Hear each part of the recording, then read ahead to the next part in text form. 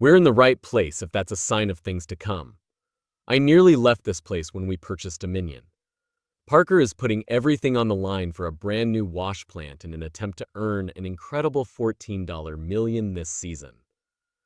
If this strategy doesn't work, he won't have any backup because Big Red, his trusted operation, is shutting down.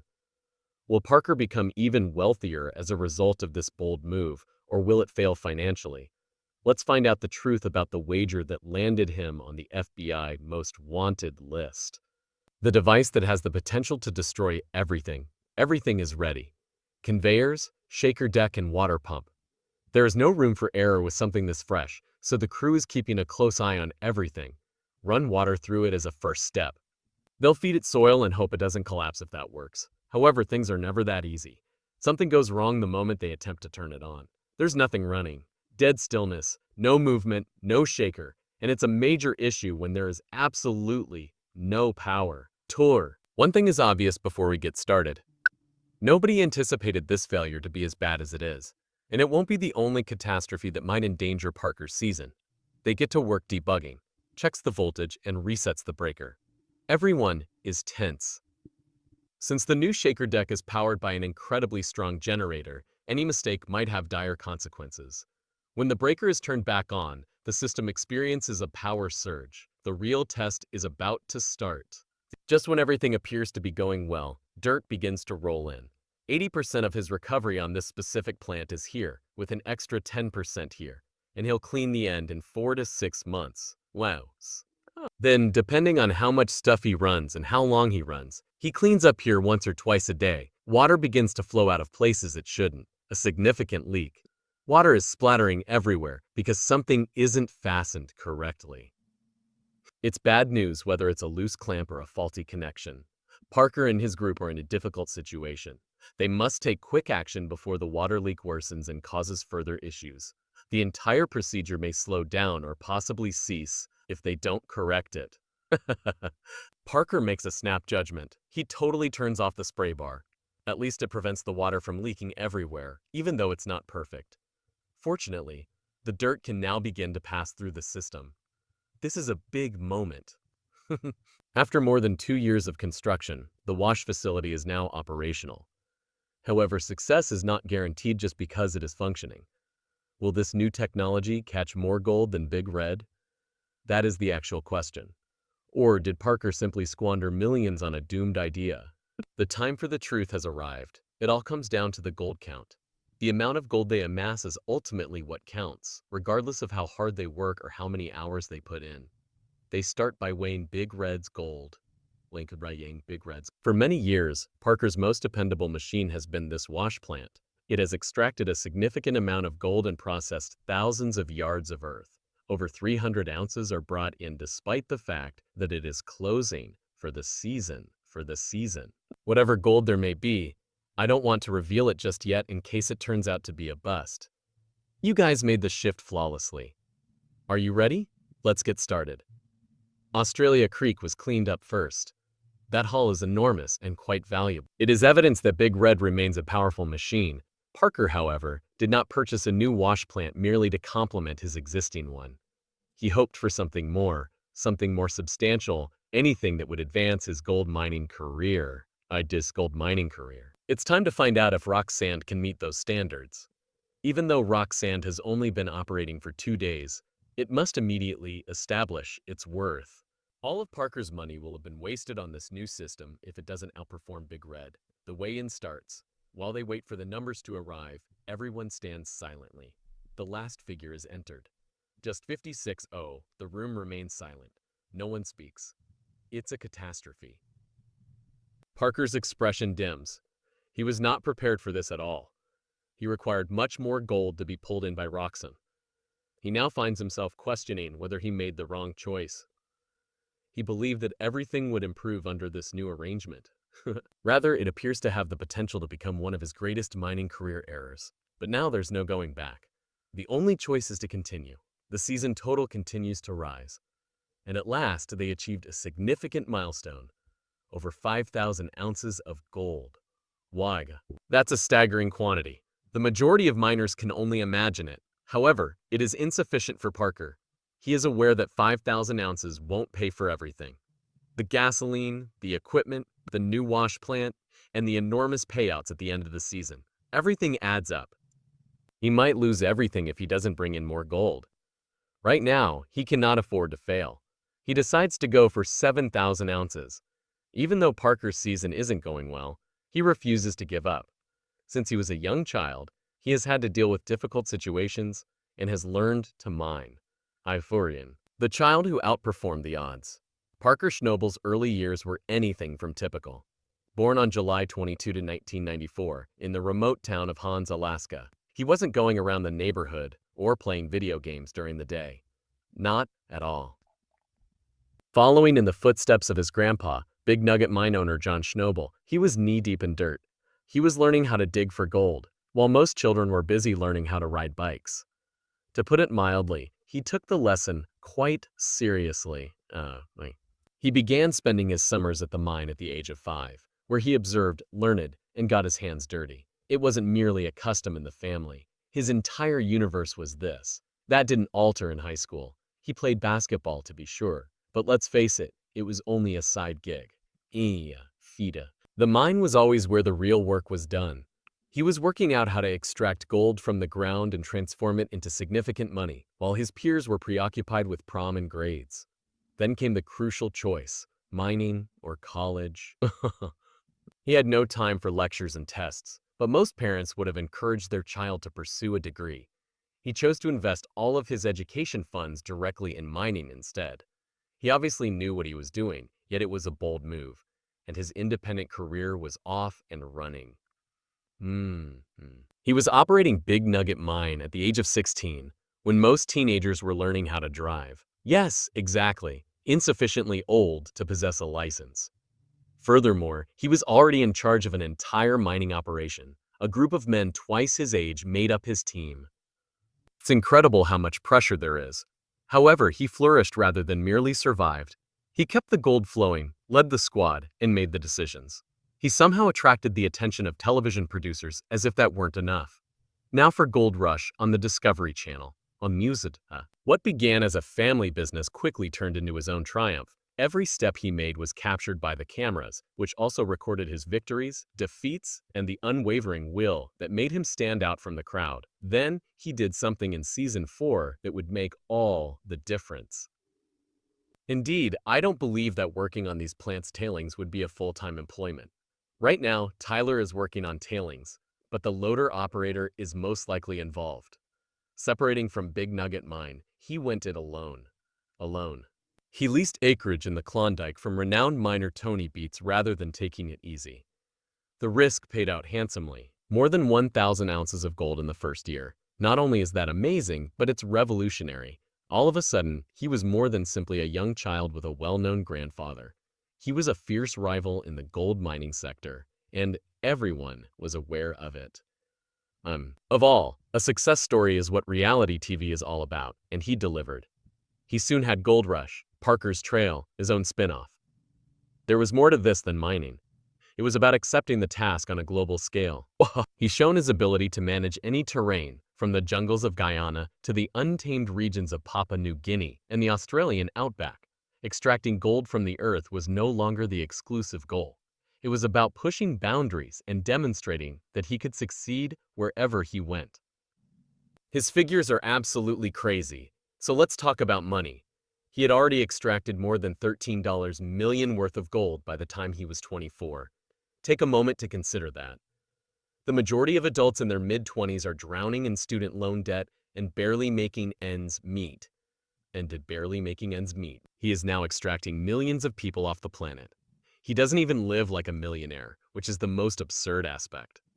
More mining, no fancy vehicles, no enormous mansions. He invests nearly everything back into his company, which keeps growing and expanding. But there is a price for that level of commitment. His personal life suffered greatly as his mining business prospered. Let's just say that relationships and around-the-clock work schedule don't mesh well. His relationship with Australian veterinary nurse Ashley Ewell was the most well-known. She even helped out at the mining and gold rush. But let's face it, dating a man who is obsessed with gold mining isn't exactly simple. They eventually broke up, and he acknowledged that he didn't try hard enough to keep it going. You mean priorities? He never alters his strategy in spite of everything. He is an active leader who is constantly involved with his crew. He doesn't sit around giving commands in an office. He's out there running machines, resolving issues, and ensuring that all of the gold has been found. His crew respects him because of this. He is more than simply the boss. He's involved in the work, but things aren't always easy. Mining is cruel. Setbacks, bad weather, and broken equipment are inevitable. However, he doesn't give up. No matter how difficult things get, he manages to make them work. He stays at the top because of his tenacity. While others would leave and retire, both literally and figuratively, he goes deeper. Parker became a successful gold miner after learning to dig as a young lad. However, there are always significant risks involved in this line of work. Gold Rush's most audacious maneuvers. One of those shows that entices you with lofty promises, but keeps you watching with even more disastrous outcomes is Gold Rush. Finding gold isn't the only thing involved. It's about seeing adult men risk their lives in pursuit of an unfulfilled ideal. It was a catastrophe right from the start. Despite having no prior mining expertise, Todd Hoffman managed to persuade a group of equally inexperienced buddies to venture into the frigid Alaskan wilderness in hopes of striking it rich. Even though they had terrible gear, even worse luck, and no idea what they were doing, they managed to keep people interested. Then there was Parker Schneebel, a young man who ought to be living in a college residence hall rather than managing a huge mining company. The others didn't have what he did. Real information. Replacing his grandfather John at Big Nugget Mine, there was more to him than a mere prankster. He has the ability to make things work. However, that did not imply that it was simple. One of his wildest decisions was to invest all of his education funds in his mining business when he was only 18. Ambition is not what that is. That is utterly insane. However, it paid off in some way, and Parker became the man that everyone aspired to defeat. Then there is Tony Beets, the gregarious Dutchman who made a living by being more knowledgeable about mining than most others. He was more than a gold prospector. Praetor. He restored and reactivated antiquated mining machinery. His largest undertaking was moving a 75-year-old mining dredge from one location to another, piece by piece, and restoring it to working order. It was a bad dream. However, when it did operate, it demonstrated that traditional mining was still relevant in a world with advanced gear. Naturally, the Hoffmans were unable to avoid difficulties. We should be able to improve our yardage and get through all of the money pit work that we have to complete at Dominion, because this W plant has a lot more SL run width. Choosing an unproven strategy this late in the season is a bit of a risk. In search of a new beginning, they made the decision to leave the frigid north and travel to the South American jungle. It sounds wise, doesn't it? However, they were clueless about what they were entering into. The relentless rain, the hazardous fauna, and the heat. From the beginning, it was a catastrophe. The worst thing was that there wasn't much gold in the ground. They left with nearly nothing after attempting to make it work for months and an outrageous sum of money. That was the ideal illustration of what not to do if Gold Rush ever needed one. Parker, however, was establishing absurd objectives. He set a goal of 2,000 ounces of gold in one season. Even though that's a crazy amount, he didn't just hit it.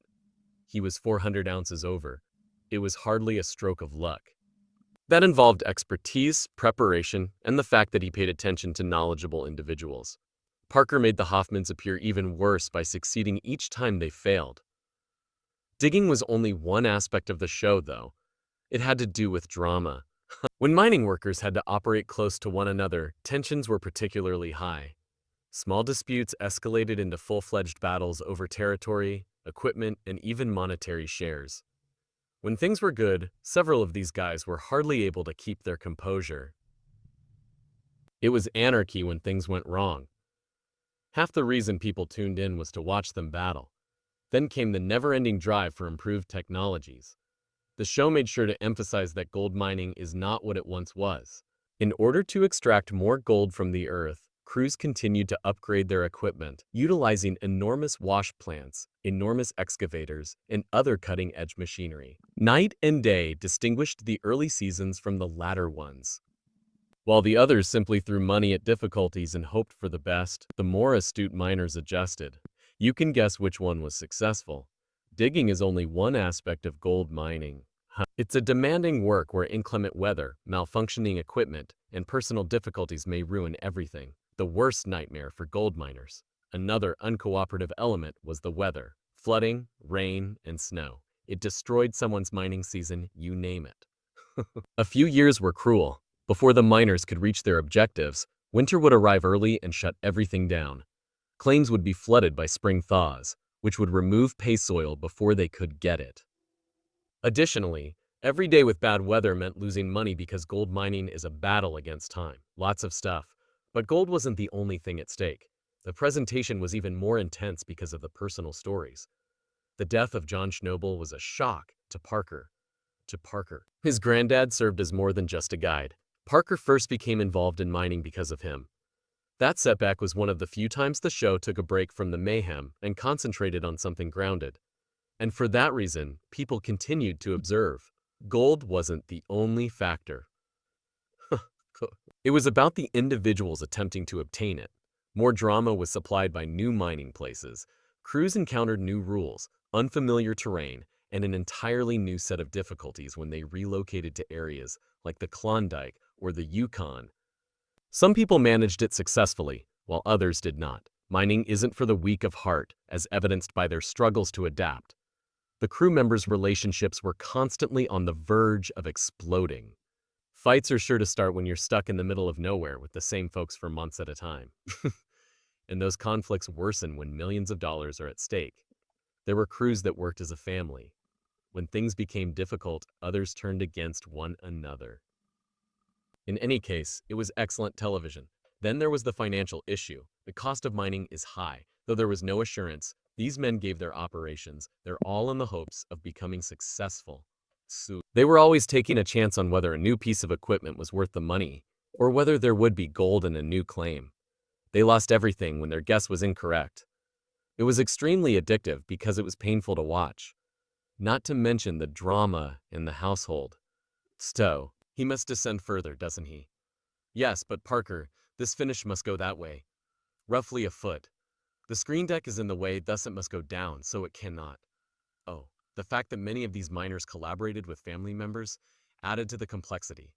It's challenging enough to run a business without adding family issues. Season after season, however, that is precisely what took place. Brothers, husbands and spouses, fathers and sons, each of them had to find a way to make it work. They did occasionally. It occasionally exploded in their faces.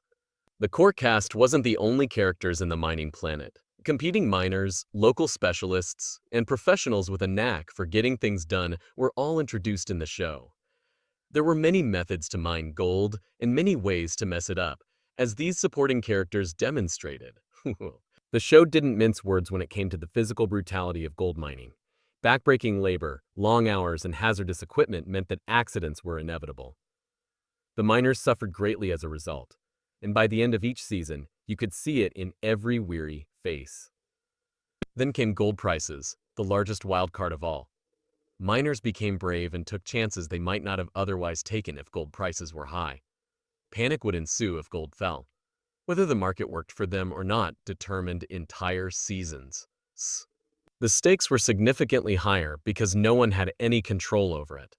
Is Parker going to gain millions of dollars from his audacious wager on this new wash plant?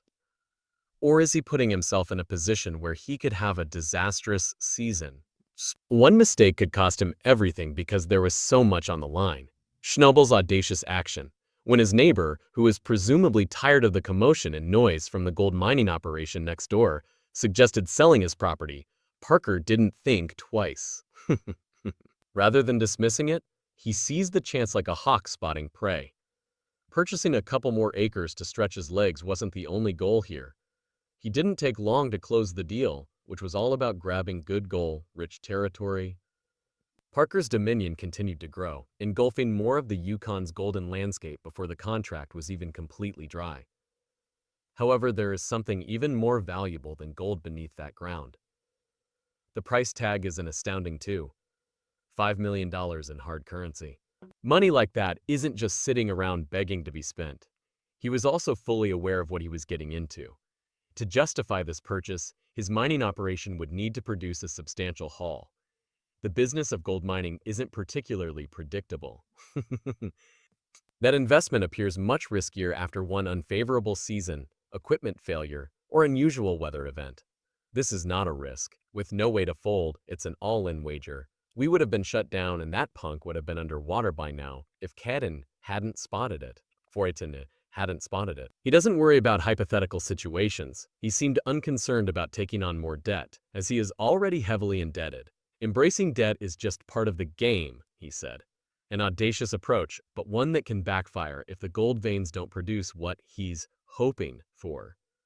Biemen. This firm has no safety net.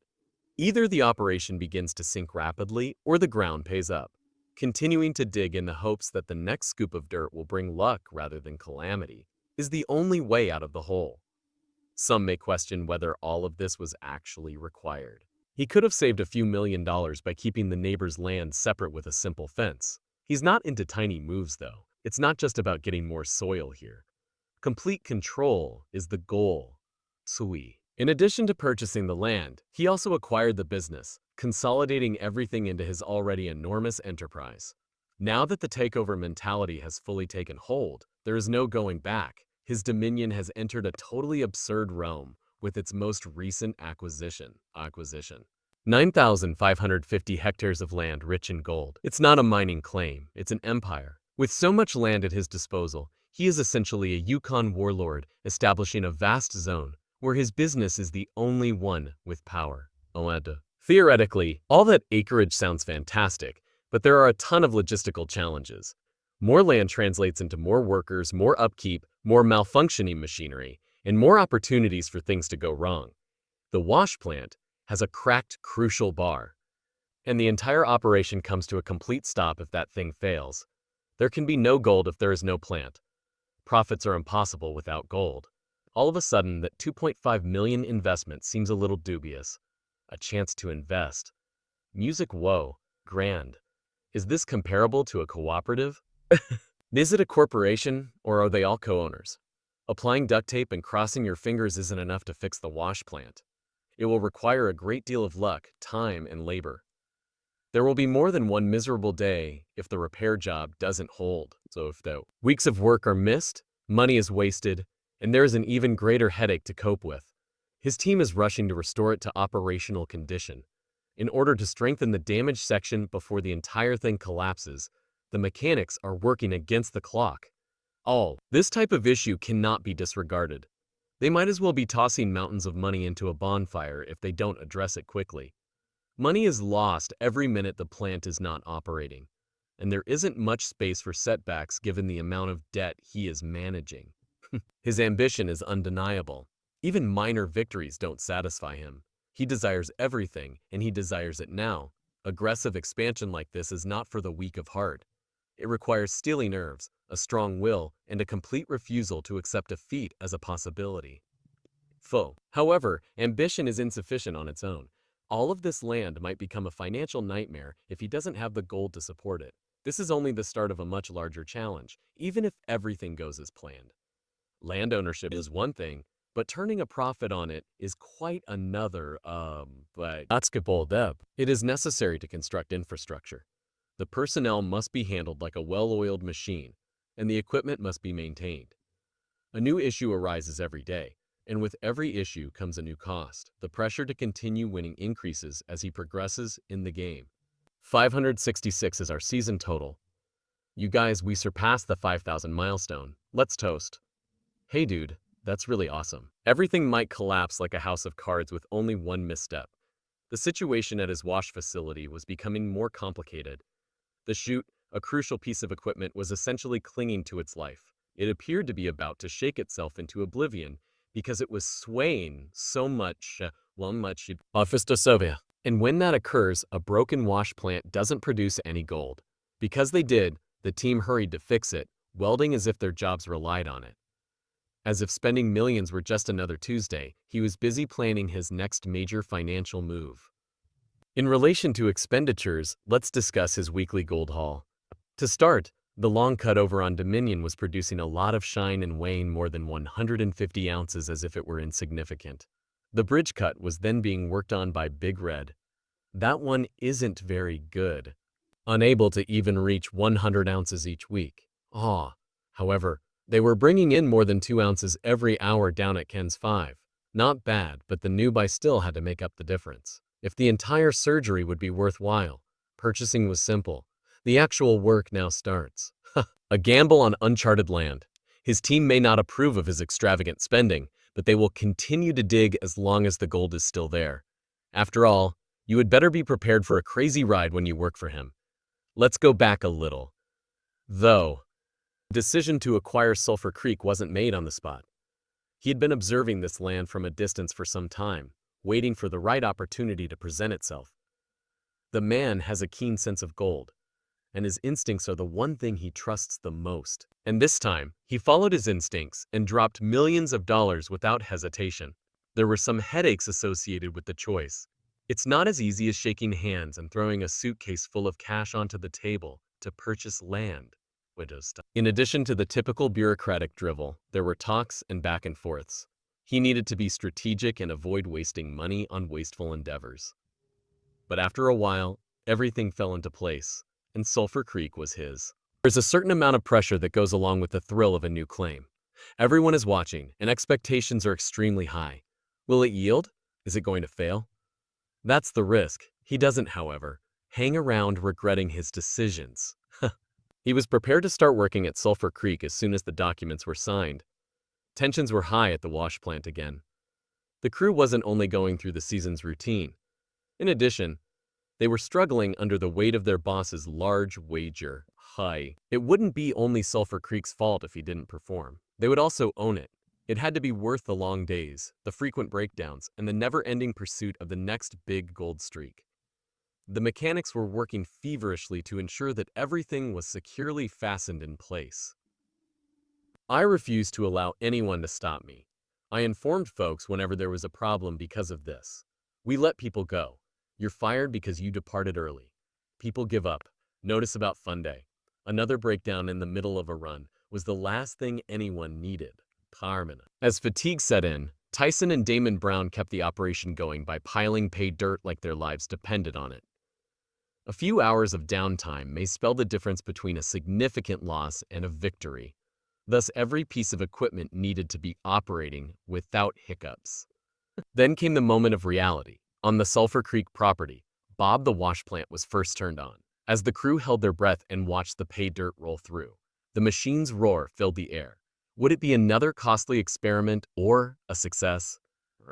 It was evident from the week's total that this was a power move rather than just a smart one. In addition to covering a sizable portion of his purchase price, he had set himself up to continue amassing gold at an unsustainable pace. The investment was yielding quick returns, but there was no celebration yet. How much promise Sulphur Creek actually possessed would be revealed over the course of the following few weeks.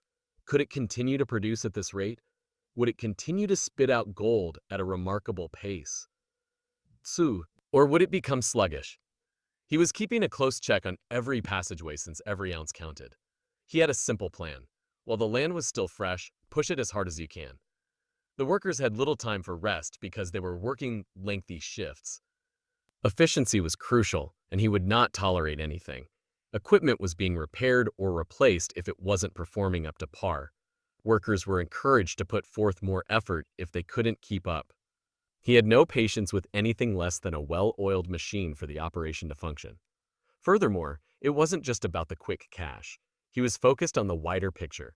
Sulphur Creek would be a game-changer if it constantly produced results. It might turn out to be one of his most lucrative claims to date, leading to even greater prospects. He was constantly thinking about expanding, and he had no idea what he might do if this area turned out to be a gold mine. Each cleanup was an opportunity to test whether Sulphur Creek was really worth the money. The crew put in endless hours, their faces smeared with dirt and perspiration. With 2 plants in operation, Mitch and Tyson are very busy. In order to obtain all the ground mined this season, they are just about keeping up with where we need to be. The stakes were great, But so was the potential profit as they sought the next big windfall. As the weeks went by, the numbers continued to rise. The assertion wasn't merely surviving. It was going above and above. His gambit was beginning to resemble a masterstroke as more and more gold was being extracted from the ground. A gold-producing behemoth was emerging from his $2.05 million investment. The rush for gold never stops. Parker Schnobel does not either. He will continue to work harder, spend more money, and make sure that every ounce of gold ends up in his pocket as long as there remains earth to dig. His unrelenting quest for wealth was only getting started with Sulphur Creek, and it was starting to look like one of his biggest victories to date based on figures like these. Let's start by discussing the headaches associated with this type of expansion. You would think that mining was just about finding gold and making a lot of money, but that isn't the case. Every action is met with a complex web of rules, environmental drama, and traditional local wrath. He's waiting right in the middle of it, too. There is more to this new property than a deserted area of wilderness that is only waiting for some excavators to arrive. Not at all. For good reason, this excellent piece of Yukon real estate has remained undeveloped. Environmental watchdogs are already on the prowl, prepared to lift limitations as soon as they detect problems. In this region of Canada, the law is strict. Every drop of water used, every rock turned, and every watercourse disrupted must be tracked down. He won't only be getting a slap on the wrist if he doesn't follow the rules. The entire process can come to an abrupt stop. Land ownership is one thing, another is keeping it operating. Problems are accumulating quickly, an unprotected gamble of $2.5 million. Speaking of water, this is the point at which chaos ensues. The gold mining industry is a thirsty one. To separate the gold from the rubble, we're talking about moving ridiculous amounts of earth and requiring considerably more water. However, the Yukon will not just allow him to absorb as much water as he desires. Parker faces severe fines or worse, a complete shutdown if he fails to obtain the necessary permits due to the stringent restrictions in this area, not to mention the possibility of contaminating those unspoiled water sources. For his company and his reputation, that is a recipe for disaster. There's more, though. Restoring land is a must. It's required by law. He cannot simply tear through the landscape, take the gold, and abandon the area to a wasteland. After mining is completed, the government demands a comprehensive plan for restoring the land. And you know what? That's costly. Parker must find a way to extract gold while also maintaining strict control on repair activities. If he makes one mistake, his bottom line suffers greatly. Then there's the whole question of land rights for Indigenous people. Many First Nations communities have been residing in the Yukon for many years. For years, these people have been struggling to safeguard their land, and they have no intention of remaining silent while some miners use his large machinery. Parker is aware that he is treading carefully, and he may face litigation, protest, and a power nightmare that no amount of wealth can resolve if he doesn't treat negotiations with dignity.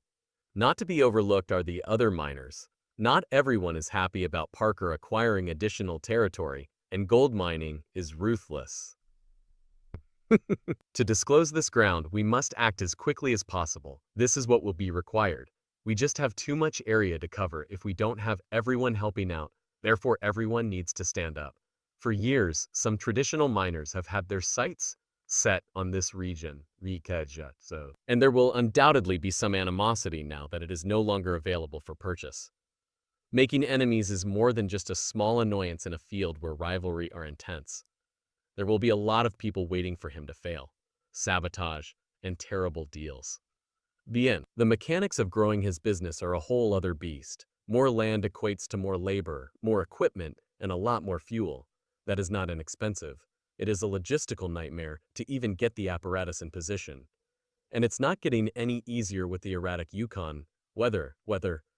Everything could come to a complete halt due to a severe snowstorm or an unplanned freeze, causing money to be lost while the gold remains unharmed beneath a coating of ice. Here's the problem, though. Parker doesn't give up easily. His entire career has been based on disproving others. And he's not going to allow a couple setbacks deter him at this point. Efficiency is essential to the success of this expansion. This entails utilizing advanced machinery to clear streams and figuring out how to avoid regulators. Before removing additional water from the environment, he is already researching water recycling techniques that allow him to reuse each drop several times. It's a smart choice because he saves a ton of money in addition to preventing the environmentalist from breathing down his neck. Rehabilitation of land.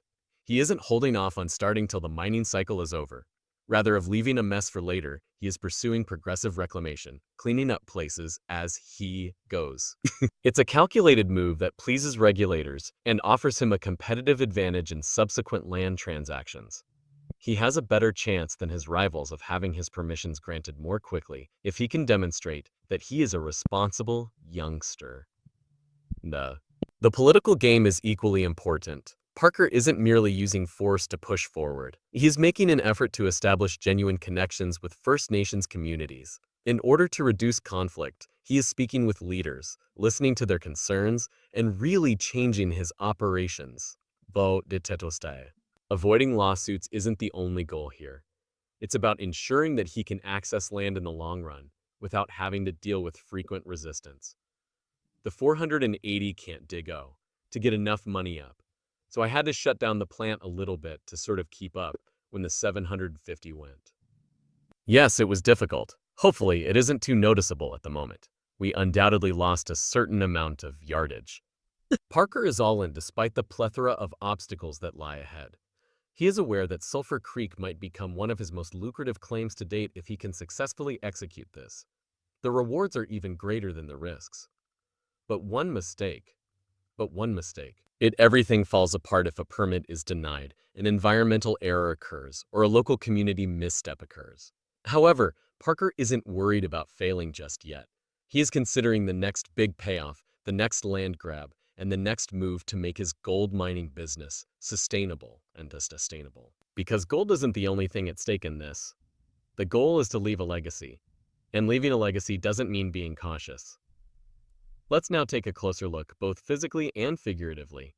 There is more to this land grab than expansion.